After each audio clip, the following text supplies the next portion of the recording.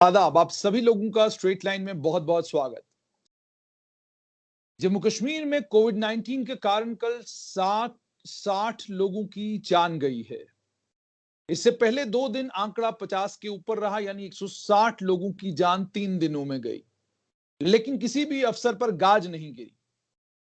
Civil सचिवालय में कोई बड़ा फेरबदल देखने को नहीं मिला। भारतीय जनता पार्टी के नेताओं को भी इन 160 कीमती जानों को लेकर बोलते कम सुना।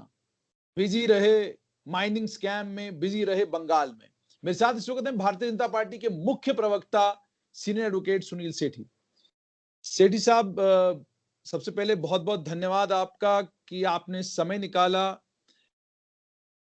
मुझे बताइए कि 160 से ज्यादा लोगों की जान गई है और आपकी पार्टी ममता बनर्जी को लेकर चिंतित है, आपकी पार्टी माइनिंग को लेकर चिंतित है, आपकी पार्टी के अंदर जो आंतरिक झगड़े हैं उनको लेकर लोग ज्यादा चिंतित हैं, लेकिन लोगों की जान जा रही है उस पर आपकी पार्टी से कुछ भी सुनने को नहीं मिल रहा। इसका कारण क्या है? देखिए, जो कोरोना के खिलाफ लड़ाई है और जितने लोगों की डेथ हो रही है उसके लिए जो हम चिंता कर रहे हैं, ये हमारी फर्स्ट प्रायोरिटी। मीडिया में क्या कवर होता है वो मीडिया जाने, आप लोग ज्यादा बेहतर जानते हैं। अगर वेस्ट बंगाल में वायलेंस हुआ, उसके बारे में प्रदर्शन हुआ तो एक दिन हुआ। अगर माइनिंग के बारे में किसी ने इंटरव्यू दिया और उसके ऊपर रिएक्शन आई तो वो एक दिन आई, पार्टी की तरफ से नहीं आई।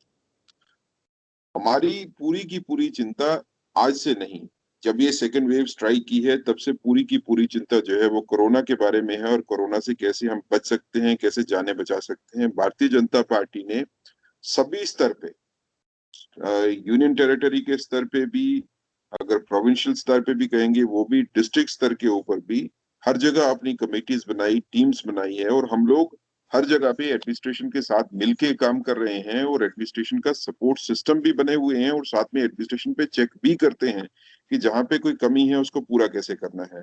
मैं इसलिए कह सकता हूं कि क्योंकि मेरी अपनी ड्यूटी भी लगी है पार्टी की तरफ से एडमिनिस्ट्रेशन के साथ काम करने की, एडमिनिस्ट्रेशन के साथ जो है वो कोरोना के खिलाफ लड़ाई में हम लोग जो मदद कर सकते हैं वो भी करते हैं।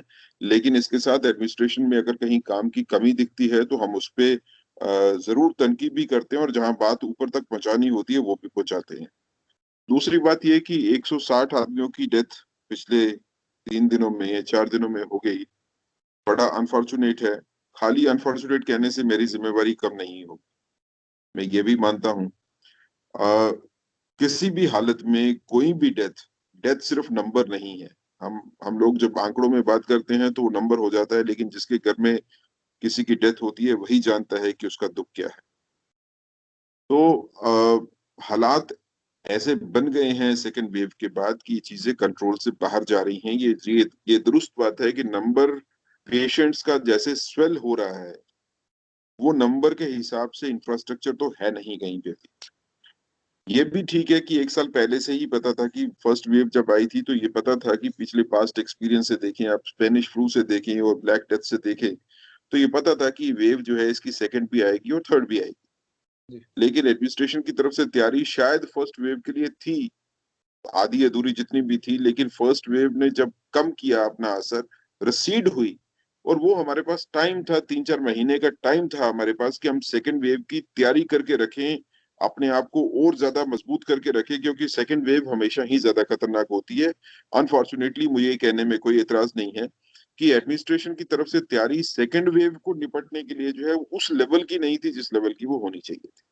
तो लिहाजा सेकेंड वेव के आते आते जो है वो एडमिनिस्ट्रेशन ने जो इंतजाम किए, वो इंतजाम कुछ ही दिनों में जो है वो धरे के धरे रह गए। अब हमको भागना पड़ रहा है कि हम एनएचएम से जो है वो पैरामेडिकल स्टाफ को उधार में ले या आर्मी से स्टाफ को जो है डॉक्टर्स को जो है मंगवाने की कोशिश करें। 1 साल का पीरियड था हमारे पास, हम पैरामेडिकल स्टाफ को एम्प्लॉय कर सकते थे। जितना पैसा हम अब खर्च कर रहे हैं इसका फ्रैक्शन खर्च करने के बाद हम पैरामेडिकल स्टाफ और डॉक्टर्स की एम्प्लॉयमेंट जो है, उनकी अपॉइंटमेंट जो है वो बड़ी मात्रा में कर सकते थे। आज हमारे को वो कमी नहीं आती। आज अगर आप चाहते हैं कि हॉस्पिटल्स नए खुल जाएं तो हॉस्पिटल खोलने में प्रॉब्लम नहीं है। देखिए, यहाँ पे लोग पैसा देने के लिए भी तैयार हैं, इंफ्रास्ट्रक्चर के लिए पैसा खर्चने के लिए भी तैयार है। बड़ी ऐसी संस्थाएं हैं जो कि वो हिंदू संस्थाएं होंगी या मुस्लिम संस्थाएं होंगी या सिख संस्थाएं होंगी, यहाँ तो जो मंदिर हैं वो भी खुलने के लिए तैयार है, मस्जिद में भी, दरगाह में भी लोग जगह देने को तैयार हैं, गुरुद्वारे भी खुलने के लिए तैयार हैं कि यहाँ पे हॉस्पिटल बना दो। मैं एडवोकेट हूँ, एडवोकेट की बात करूँ तो हम एडवोकेट चाहते हैं कि आप हमारे लायर्स चैम्बर ले लो, सारे के सारे उसको कोविड हॉस्पिटल डिक्लेयर कर दो। स्टाफ नहीं है, स्टाफ कहाँ से लाएंगे? अब ये दूरंदेशी जो है वो एडमिनिस्ट्रेशन की साइड से होनी चाहिए थी। अभी भी समय है, इस सेकंड वेव के बाद एक थर्ड वेव भी आनी है, और अगर डॉक्टर्स की बात माने तो वो थर्ड वेव जो है वो 18 ईयर से कम जिनकी एज है, बच्चों के, उनको असर करेगी।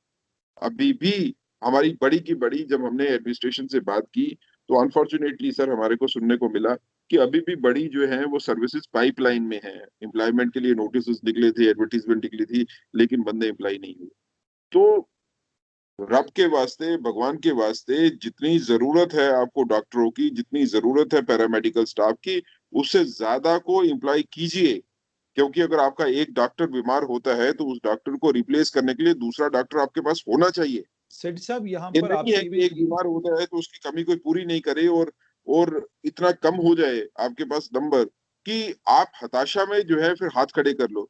दूसरी, मैं एक चीज का जवाब दूंगा। आपका कहना शायद ये भी ठीक है कि किसी पे गाज नहीं गिरी इतनी डेथ्स होने के बाद भी, लेकिन मेरी अपना व्यू ये है सर कि इस टाइम पे जिस पीक पे लड़ाई चल रही है कोरोना के साथ, इस स्टेज के ऊपर अगर हम चेंजेस करने की कोशिश करेंगे या ट्रांसफर करने की कोशिश करेंगे तो उसका रिजल्ट जो है वो उल्टा भी हो सकता है, क्योंकि नया ऑफिसर जो भी आता है उसको थोड़ा सा टाइम लगता है समझने में। जो लोग काम कर रहे हैं, इनको ही थोड़ा सा कसने की जरूरत है। मैं ये जरूर कहूंगा कि जो काम कर रहे हैं एडमिनिस्ट्रेशन में कोरोना के खिलाफ लड़ाई में, चाहे वो एडमिनिस्ट्रेटर्स होंगे, चाहे वो कमिश्नर सेक्रेटरी साहब के लेवल पे होंगे या डिस्ट्रिक्ट एडमिनिस्ट्रेशन के लेवल के होंगे, डिविजनल लेवल की एडमिनिस्ट्रेशन के होंगे, या डॉक्टर्स होंगे जो एडमिनिस्ट्रेशन में बैठे, लेकिन सेठ इनको साहब थोड़ा देखने की जरूरत है। सेठ साहब एक और चीज देखने को मिल रही है। जी। आपकी पार्टी के नेता युद्धवीर सेठी 2 दिन पहले प्रेस कॉन्फ्रेंस करते हैं और ताबड़तोड़ हमले जो हैं वो सरकार के ऊपर करते हैं और कहते हैं सरकार कुछ कर नहीं लोगों की जान जा रही है। और आज वही युद्धवीर सेठी एक और प्रेस कॉन्फ्रेंस करते हैं और उसमें वो कहते हैं जी कि आम आदमी को किस तरीके से अपने आप को कोरोना से बचाना है, मास्क कैसे पहनना है, सैनिटाइज कैसे करना है। मुझे ये बताइए, आपकी पार्टी को ब्यूरोक्रेट कंट्रोल करते हैं या आपकी पार्टी को कोई ब्यूरोक्रेटों का सेट है जो कंट्रोल करता है, या कोई ऐसे दबाव हैं, कोई ऐसे प्रेशर हैं जिन प्रेशरों के कारण आप लोग पॉलिटिकल पार्टी के तौर पे, राजनीतिक दल के तौर पर अपनी बात एक दिन कहते हैं, अगले दिन उससे रिट्रैक्ट करते हैं। ये ऐसा कौन सा दबाव है जो एक ऐसे राजनीतिक दल को, जिस राजनीतिक दल ने हर मुसीबत में, हर दिक्कत परेशानी में जम्मू के साथ जो राजनीतिक दल खड़ा रहा है, जंगें लड़ी हैं, लड़ाइयां लड़ी हैं, अपोजिशन में रहकर सरकार से क्या कुछ नहीं करवाया है, वही राजनीतिक दल एक दिन प्रेस कॉन्फ्रेंस करता है, अगले दिन माफी मांगता है, एक दिन प्रेस कॉन्फ्रेंस करता है, अगले दिन अपनी बोली बदलता है। किसके दबाव में हैं आप लोग? देखिए, मैं आपको ये बिल्कुल साफ तौर पे बता दूं कि भारतीय जनता पार्टी किसी एडमिनिस्ट्रेटिव प्रेशर में आके काम नहीं करती। ना कोई एडमिनिस्ट्रेटर हमारे ऊपर जो है वो कोई दबाव डाल सकता है, ना ही कोई ब्यूरोक्रेट डाल सकता है। वो एडमिनिस्ट्रेटर चाहे टॉप का क्यों नहीं होगा, चाहे वो एलजी साहब भी होंगे, एलजी साहब का भी भारतीय जनता पार्टी के ऊपर कोई प्रेशर नहीं है कि उनकी बात सुन के हम अपने स्टैंड को चेंज करेंगे। हमारा स्टैंड जो है वो जनता के साथ है, जो सफरिंग ह्यूमैनिटी है। अगर हम जी। उनके साथ इस टाइम पे खड़े नहीं होंगे तो फिर किस किस्म की सियासत जो है हम करेंगे? तो ये युद्धवीर सेठी जी ने पलटते क्यों पहले, हैं आप? एक दिन प्रेस कॉन्फ्रेंस करते हैं, देखिए अगले दिन मेरी, पलट जाते हैं। मैं आपको साफ बात कर रहा हूँ कि युद्धवीर जी ने जो पहले दिन कहा कि गवर्नमेंट को जो है वो स्टेप अप करना चाहिए, लोग मर रहे हैं और एडमिनिस्ट्रेशन उसको आंसरेबल अपने आप को नहीं कर रही है, हालात बिगड़ रहे हैं, वो कोई गलत नहीं था। दूसरे दिन जब दूसरी बार जिस प्रेस कॉन्फ्रेंस का जिक्र कर रहे हो, ये कहना कि गवर्नमेंट की साइड से काम करने में कमी हुई है जिसकी वजह से मौतें हो रही हैं, लेकिन उसके साथ हमने जनता को भी कहा कि आप भी अपना ध्यान रखिए, आप भी मास्क पहन के चलिए, लोग खुले आम पे नहीं चल सकते हैं। अब क्योंकि लॉकडाउन जो है, मैं ये मानता हूं कि दूसरा लॉकडाउन हुआ है, इसमें भारतीय जनता पार्टी की भी काफी हद तक इंटरफेरेंस है। हम लोगों की काफी प्रेशर करने के बाद जो है एडमिनिस्ट्रेटिव डिसीजन लिया गया कि सेकंड लॉकडाउन जो है वो होना जरूरी है। अगर सेकंड लॉकडाउन, जो इस बार सेकंड वेव में लॉकडाउन नहीं होता और जिसको आज एक्सटेंड किया है 17 तारीख तक, तो आप हम्म। समझ सकते हैं कि इतनी ज्यादा डेथ्स हो जाती या इतने ज्यादा पेशेंट आ जाते कि हम लोगों के लिए कंट्रोल करना मुश्किल होता। आज के दिन में भी पेशेंट्स जो है वो नंबर ऑफ पेशेंट्स जो है वो ज़्यादा है, हॉस्पिटल्स में बेड्स जो है वो कम है, लेकिन इस कमी को पूरा करने के लिए ओवरनाइट जो है वो शायद इतनी जल्दी नहीं हो सके, लेकिन करना तो पड़ेगा। हम्म। हमको अल्टरनेटिव सिस्टम जो है वो क्रिएट करना पड़ेगा। इसलिए गवर्नमेंट की को भी भारतीय जनता पार्टी की तरफ से रिक्वेस्ट है कि जहां पे हो सके अल्टरनेटिव सिस्टम्स जो है वो जरूर क्रिएट करिए, ताकि लोगों को सीधा जीएमसी में भागने की जरूरत नहीं पड़े। जीएमसी की एक अपनी लिमिट है, कितना पेशेंट जो है वो ले सकते हैं। जीएमसी में वही लोग जाएं जो कि सीरियस हैं, जो ज्यादा सीरियस है। जो कम सीरियस है उनको ट्रीट करने के लिए आपको एक अलग से सिस्टम बनाना पड़ेगा, आपको अलग से हॉस्पिटल जो है वो बनाने पड़ेंगे। उसके बगैर काम करना मुश्किल होगा।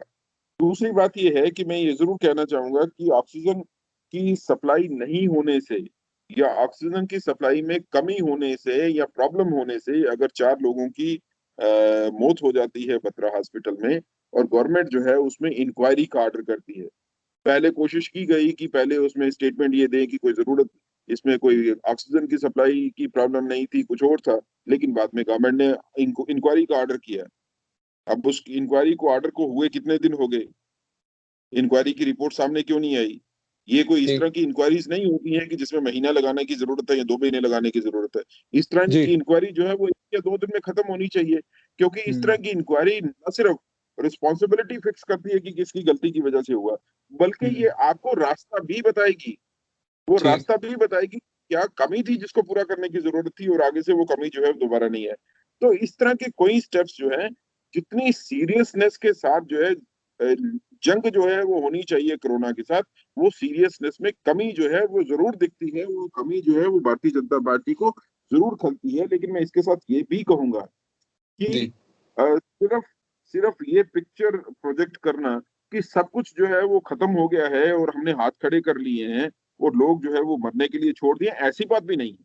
ठीक। जो डॉक्टर्स, जो हमारे फ्रंट लाइन वॉरियर्स हैं, जो डॉक्टर्स हैं जम्मू कश्मीर में, जो पैरामेडिकल स्टाफ जम्मू कश्मीर में, वो लोग काम कर रहे हैं, और जिन हालात में वो काम कर रहे हैं, वो हालात अगर आप देखोगे तो आपका माथा झुकेगा उन लोगों के सामने कि जो पूरा दिन दिन और रात जो है वो बैठ के हॉस्पिटल में और पीपी किट पहन के किस हालत में जो है वो डॉक्टर्स और सेठ साहब, पैरामेडिकल स्टाफ जो ये है बिल्कुल मैं आपके साथ यहाँ अरे एग्री ये। काफी लोग, सर मैं इस आपको एक कहूं, काफी लोग जान बचाने के बाद हॉस्पिटल से डिस्चार्ज हो रहे हैं हेल्दी कंडीशन में भी। सिर्फ उन लोगों की गिनती मत कीजिए जो अनफॉर्चुनेटली जिनकी डेथ हुई है, बड़े लार्ज नंबर में वो लोग भी हैं जो ठीक होके अच्छे होके घर जा रहे हैं, उनकी तरफ भी ध्यान दीजिए। इस कोरोना काल में डिप्रेशन जो है वो सबसे बड़ी बीमारी है। जी। जितनी ज्यादा डेथ्स कोरोना में, जो डॉक्टर्स भी कहते हैं कि जितनी डेथ्स कोरोना में हो रही हैं उसमें ज्यादातर डेथ्स जो है वो डिप्रेशन की वजह से है, हताशा की वजह से है। पेशेंट में जब हताशा आ जाती है कि मैं ठीक नहीं हो सकता हूँ, तो वो उसको नीचे ले जाती है, वो इम्यूनिटी ठीक। को डाउन करती है। उस चीज का ख्याल रखना चाहिए। सेठ साहब, आपने जंग की बात की, हम तो प्रशंसा करते हैं सभी डॉक्टर्स की कि डॉक्टर्स बहुत अच्छा काम कर रहे हैं। लेकिन क्या ये बात मानेंगे कि जो इस समय स्वास्थ्य विभाग के कैप्टन हैं, उन्होंने जो अपनी टीम चुनी है, उस टीम में उनने वो तमाम लोग रखे हैं जो हैं तो अलग-अलग पोज़ीशंस के लिए इनएलिजिबल, लेकिन उन तमाम लोगों को उन्होंने कुर्सियों पे बिठाया है और उसके बाद एक लंबे समय तक दोनों Jammu government medical college Jammu में तो मुकम्मल तौर पर जब प्रिंसिपल नहीं गई, डॉक्टर शशि सूदन ने बैन लगा दिया कि जी कोई जो भी डॉक्टर जो है वो मीडिया से बात नहीं करेगा, लोगों के बीच में जानकारी नहीं जाएगी कोविड-19 को लेकर, और अगर कोई भी जानकारी कोविड-19 को लेकर देनी है, वो सिर्फ प्रिंसिपल डॉक्टर शशि सूदन देंगी। अब जब इस तरह की मानसिकता वाले अफसर जो इनएलिजिबल हैं पोजीशन के लिए, लेकिन चूंकि सिर्फ और सिर्फ स्वास्थ्य विभाग में आपको आशीर्वाद है, उसके चलते आपको कोई कुर्सी दी जा रही है, ये बात भी कहने में भारतीय जनता पार्टी के नेता जो हैं सक्षम नजर नहीं आते। या ऐसा तो नहीं है कहीं कि सरकार में आपकी कोई सुनता ही नहीं, आपकी बात को अनसुना कर दिया जाता है। और जैसे एक इंप्रेशन है कि दिल्ली से कह दिया गया है लेफ्टिनेंट गवर्नर को कि भाई भारतीय जनता पार्टी का जो हमारा लोकल यूनिट है, वहां से एक आदमी फलाना फलाना वो बोलेगा, उसकी सुननी है आपने, बाकी किसी की सुनने की कोई जरूरत नहीं है। क्या ये सत्य है या ये लोगों के बीच में सिर्फ ऐसे चीमा गोइयां हैं, ऐसे लोगों के बीच में बातें चल रही हैं? देखिए, मैं साफ तौर पे आपको दो दो तीन क्वेश्चंस आपने पूछे हैं। एक तो ये है कि प्रिंसिपल मेडिकल कॉलेज या कोई और ऑफिसर जो है वो एलिजिबल है या नहीं एलिजिबल है और कैसे अपॉइंट हुआ है, इसके बारे में मैं टिप्पणी नहीं कर सकता हूँ। ये गवर्नमेंट का अपना अंदरूनी मामला है कि किसको कैसे एलिजिबिलिटी दे के जो है वो अपॉइंट किया है। दूसरी बात ये कि ये कहना कि आम डॉक्टर जो है वो मीडिया को मुखातिब नहीं होंगे और सिर्फ एक मखसूस आदमी, चाहे वो प्रिंसिपल होगा या कोई और होगा, वही मीडिया को एड्रेस करेंगे। मुझे लगता है कि इसमें कोई गलती नहीं दिखती है मुझे, चाहे वो प्रिंसिपल खुद करे या किसी और ऑफिसर को अपॉइंट करे, एक ही आदमी को मीडिया को करना चाहिए। अलग अलग आदमी अगर मीडिया को एड्रेस करते हैं तो उससे डिफरेंट ओपिनियंस जो है या डिफरेंट चीजें जो है वो मीडिया में जाती हैं, जो कि पैनिक क्रिएट करती है। दूसरी बात कि डॉक्टर्स को इस टाइम मरीजों का इलाज करना है, मीडिया को एड्रेस करना जो है उनकी प्रायोरिटी नहीं है। ठीक, बिल्कुल। तीसरी बात जो आप कहते हैं, मुझे क्या आपकी बिल्कुल सुनता ये कोई नहीं? मुझे मैं बिल्कुल आपको साफ तौर पे कहता हूँ, ऐसी बिल्कुल बात नहीं है कि भारतीय जनता पार्टी की सुनवाई नहीं है। हम लोगों की सुनवाई होती है जहाँ पे होनी चाहिए। ये बात गलत है कि भारतीय जनता पार्टी जम्मू कश्मीर की लीडरशिप को जो है वो कम आंका जाता है। इस तरह की भ्रांतियां जो है फैलाने के लिए अपोजिशन का रोल होगा या किसी जो मोटिवेटेड लोग हैं उनका रोल होगा। ऐसी बात नहीं है कि दिल्ली में किसी ने कहा है कि जम्मू कश्मीर भारतीय जनता पार्टी को नहीं सुनना है या एक ही आदमी को सुनना है। नहीं, एक ही भारतीय आदमी को जनता सुनना, बाकी पार्टी किसी को की नहीं सुनना। नहीं, वैसे भारतीय जनता पार्टी की जब भी जाती है मिलने के लिए, चाहे वो एलजी साहब होंगे या चीफ सेक्रेटरी साहब होंगे या बाकी कोई डिव काम होगा या कोई होंगे, हमारी टीम्स जाती हैं, उन टीम्स को सीरियसली लिया जाता है, उनकी बातों को सुना जाता है। ये कहना कि भारतीय जनता पार्टी जो है अपने आप को असर्ट करने में सक्षम नहीं है, मैं इस चीज को नहीं जी। मानता हूँ। पिछले आप तकरीबन 2 या 3 साल में या 2 साल में देखिए, तो सिर्फ एक ही पार्टी है जो कि लगातार एक्टिव भी है और अपनी बात को कहती भी है और मनवाती भी है। ये ठीक। हो सकता है कि किसी जगह के ऊपर भारतीय जनता पार्टी के किन्हीं नेता की स्टेटमेंट जो है वो कुछ ऐसी आ जाए जो कि ऑब्जेक्शनेबल होगी या जिसपे लोगों को चिंता हो कि इस तरह की स्टेटमेंट जो है वो क्यों आ रही है। उसके बारे में चिंता करना भारतीय जनता पार्टी का हमारा इनबिल्ट मैकेनिज्म है, उसके हिसाब से हम उसको डील करते हैं। लेकिन भारतीय जनता पार्टी को जितनी सीरियसली एडमिनिस्ट्रेशन को लेना चाहिए, उससे कम सीरियसली अगर एडमिनिस्ट्रेशन लेती है, तो हम लोग जो है वो सड़कों के ऊपर होंगे। हम लोग मीडिया में आपके साथ ऐसे इंटरव्यू नहीं दे रहे होंगे कि अगर हमारी बात की सुनवाई नहीं होगी। भारतीय जनता पार्टी में ये नहीं चलता है कि कौन आदमी जो है ऊपर बैठा हुआ हमारी पार्टी का है या कौन आदमी हमारी पार्टी का नहीं है। अगर जो आदमी, चाहे वो किसी पोजीशन पे भी बैठा हुआ है, अगर वो जनता के साथ नहीं है तो वो भारतीय जनता पार्टी के साथ भी नहीं। ये अच्छा सीधी सी सेठ बात। साहब। भारतीय जनता पार्टी जो है वो आम जन के साथ रहेगी। कोई ब्यूरोक्रेट, कोई एडमिनिस्ट्रेटर, कोई दिल्ली दिल्ली हो या कहीं और का हो, हम नहीं उस चीज को मानते। जो भारतीय जनता पार्टी जनता का काम करवाने के लिए जो लोग साथ आएंगे, हम उनके साथ चलने के लिए तैयार अ, अब दूसरी तरफ आपको लेकर जाऊंगा सेठ साहब कि एक दिन आपके भारतीय जनता पार्टी के पूर्व MLC Vikram Randhawa press conference करके और बड़े गुस्से में नजर आए। दाएं बाएं हर तरफ उन्होंने निशाने दागे और एक डिस्ट्रिक्ट मिनरल ऑफिसर के पद पर बैठे हुए एक ऑफिसर को लेकर वो इतने भावुक हो गए कि उन्होंने एमओएसएन पीएमओ के ऊपर भी बहुत सारे इल्जाम लगा दिए। उसमें एक इंक्वायरी भी आप लोग कर रहे हैं। उनके खिलाफ डिफेमेशन के नोटिस भी इशू कर दिए गए हैं और एक नोटिस उनको दिल्ली से भी पहुंच गया है विक्रम रंधावा को। पहला तो ये कि ये पार्टी के अंदर अनुशासन की कमी है, अनुशासनहीनता का इसको मामला आप मानते हैं, या आप मानते हैं कि वाकई विक्रम रंधावा ने जो बातें कही है वो सत्य के ऊपर आधारित हैं, लेकिन उन्हें एमओएसएन पीएमओ को इसमें ड्रैग नहीं करना चाहिए था, उनकी छवि को धूमिल करने की कोशिश नहीं करनी चाहिए थी, क्योंकि इस वक्त चीमा गोइयां चारों तरफ है। अगर आप देखेंगे हर तरफ ये बात है कि विक्रम रंधावा ने क्या कहा, उन्होंने बाद में माफी भी मांग ली, उस पर कोई चिंतन मंथन नहीं चल रहा, लेकिन आम जनमानस के बीच में ये बात चल रही है कि जी एमओएसएन पीएमओ के ऊपर जो है कुछ इल्जामात लगे हैं। इसको कैसे देखते हैं आप, और इस समय इस मामले में क्या विक्रम रंधावा के खिलाफ पार्टी कोई सख्त कार्रवाई करेगी, क्योंकि इसमें सीधा सीधा प्रधानमंत्री का दफ्तर जो है उसको इन्वॉल्व करने की बात हुई है। देखिए जुनैद साहब, मैं इस मसले के ऊपर टिप्पणी नहीं कर सकता हूँ, क्योंकि मैं पार्टी की डिसिप्लिनरी कमेटी का चेयरमैन हूँ और as the chairman of party disciplinary committee ये मैटर मेरे पास है। हमारी ठीक। टीम कमेटी है जिसमें मेरे साथ 2 मेंबर्स और भी हैं। हम्म। हम लोगों ने नोटिस दिया था विक्रम जी को, उन्होंने रिप्लाई कर दिया, हम लोग उसकी सुनवाई कर रहे हैं। इसलिए मैं इसके बारे में कोई भी टिप्पणी करूंगा तो वो प्री जज करने वाली बात हो जाएगी। इसके बारे में कुछ भी कहना हमारे लिए ठीक नहीं रहेगा। जब हमारी रिपोर्ट आ जाएगी, वो रिपोर्ट हम प्रेसिडेंट साहब को दे देंगे, जो भी हम्म। हमारे हिसाब से फैसला है। तो हम्म। उसके बाद ही सेक्रेटरी साहब के फैसले के बाद ही आप लोगों को पता लग पाएगा। मैं क्योंकि इसमें जज कर रहा हूँ, तो हम्म। पहले नहीं बता सकता हूँ कि हम क्या करेंगे, लेकिन मैं एक चीज़ बता दूँ कि हम्म। पार्टी की डिसिप्लिन कमेटी का चेयरमैन होने के नाते ये मेरी रिस्पॉन्सिबिलिटी बनती है कि पार्टी में डिसिप्लिन बना रहे। हम्म। पार्टी में डिसिप्लिन अगर होगा, तो पिछले भी आपको पास्ट हिस्ट्री भी पता है ना, मैंने पहले किसी का लिहाज किया था ना आगे करूंगा। जब तक जिम्मेवारी मेरे पास है डिसिप्लिन मेंटेन करने की, वो डिसिप्लिन जो है हम मेंटेन करेंगे। हमको पता है कि कैसे डिसिप्लिन मेंटेन करना होगा। तो माफी तो उनने मांग ली है। ये मैं अभी प्री जज नहीं करूंगा सर। मैं इसके बारे में कुछ भी बात कहूंगा तो वो प्री जज करने वाली बात हो जाएगी। अभी डिसिप्लिन कमेटी ने फैसला नहीं। सेठ साहब, बिल्कुल आखिर में आपसे ये जानना चाहूंगा कि आपके परिवार में और खासकर आपने बहुत सारी जंगें लड़ी हैं, बहुत सारे क्योंकि सबसे मुश्किल काम होता है कि जब आप परिवार के अंदर कोई बहुत बड़ा युद्ध लड़ रहे हो। जस्टिस आरपी सेठी मरहूम की बात करूं मैं, तो उस समय भी आपने बहुत बड़ी जंग लड़ी, बहुत कोशिश की। इस समय भी सुनने में आ रहा है कि परिवार में आप एक युद्ध इस समय भी लड़ रहे हैं, जिसमें आपके परिवार के एक व्यक्ति जो है उनकी तबीयत ठीक नहीं है।